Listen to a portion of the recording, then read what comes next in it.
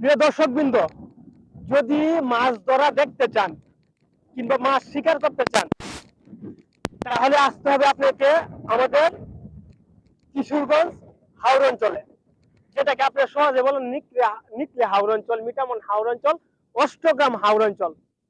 আমি আজ থেকেই এই নিকলে হাওর অঞ্চলে দাঁড়িয়ে ভিডিওটা করতেছি। বেসিক্যালি আমার হোম ডিস্ট্রিক্টে কিশোরগঞ্জ।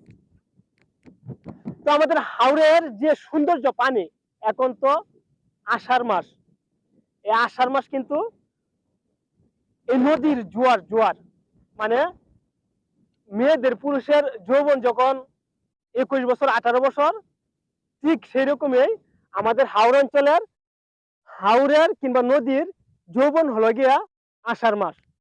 এখন তৈ তৈ পানি, যেদিকে তাকাবেন শুধু পানি আর পানি। এই যে দেখতে পাচ্ছেন, মানে এই গ্রামটা কিন্তু আমার মোবাইলে দেখা যাচ্ছে কাছে, কিন্তু অনেকটা দূরে। এরপরে কিন্তু আরো অনেক গ্রাম।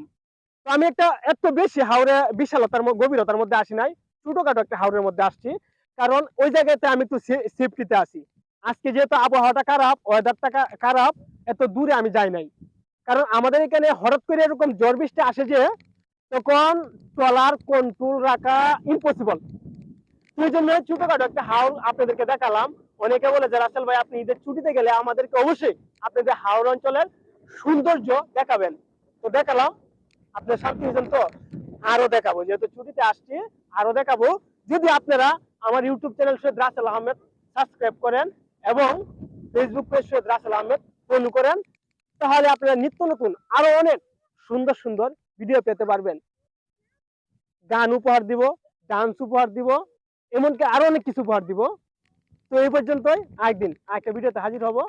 সকলে ভালো থাকবেন, সুস্থ থাকবেন। আল্লাহ হাফেজ।